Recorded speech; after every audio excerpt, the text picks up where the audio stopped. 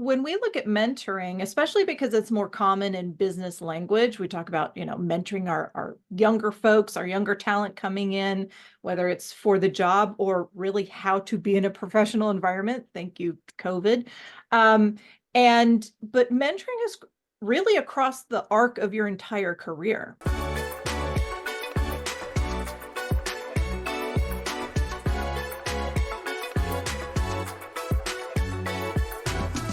Welcome, everybody, to The Wins and the Grind. We're going to be talking about networking and mentoring. While they're similar, they're different, and so we'll kind of get into that. Lisa Tilt, thanks for joining me. You are the beauty to my beast. Networking and mentoring. Give me your thoughts on how they're the same.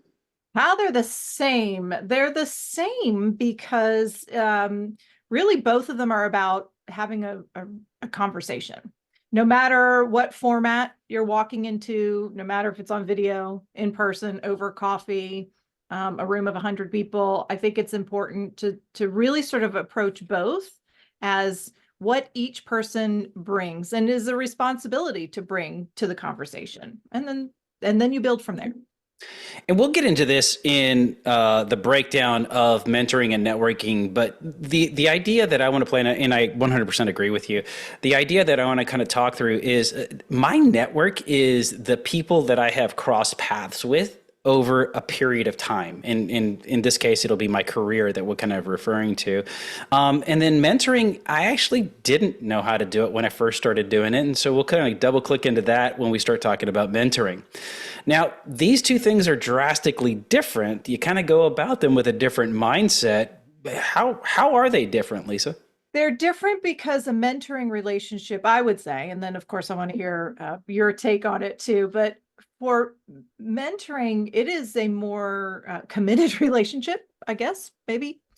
Because in order to have really strength and understanding and trust, this is such a key factor in a mentoring relationship.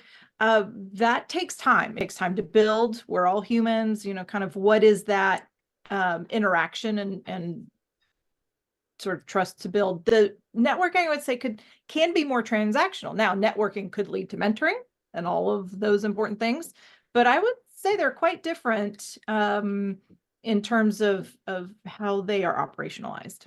I agree. I think networking is something that doesn't need nurturing as frequent, as pointed, as directed. You don't have to spend time managing your network.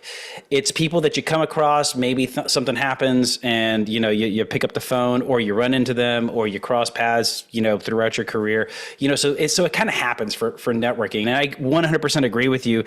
Mentoring is there is some planning. And again, we'll get into this later on when we talk about mentoring, but there is some planning that does need to go into managing your mentor or your mentee.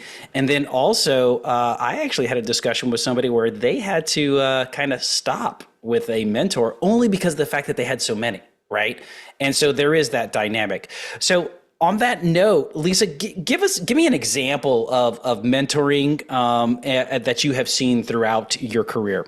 I will pick up on the word that you said, which is so important in terms of a successful mentoring relationship, is nurturing it. I love that word. I love that you said it. And, when we look at mentoring, especially because it's more common in business language, we talk about, mentoring our younger folks, our younger talent coming in, whether it's for the job or really how to be in a professional environment. Thank you, COVID.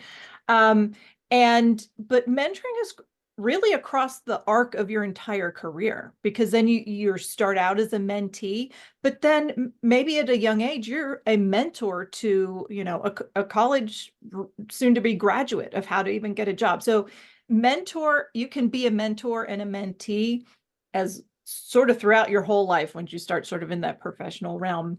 And so I think from looking at it from that perspective, it just adds richness and depth to that word, right? And so, and to the point of your friend, sort of, you can have too many, because once you kind of have that mentoring mindset and it's something you want to do, it can be something you want to always do and kind of get into, and you kind of have to self-regulate because it can be very rewarding and all those things, but it's an important piece.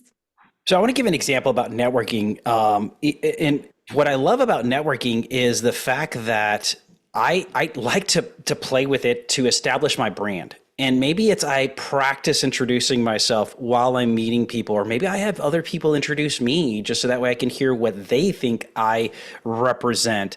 And so I get to play with my brand while building, that chorus of singers who are going to validate my brand to others. So networking is something, like I said a second ago, that can be done in passing, but you can also use it to your advantage when needed.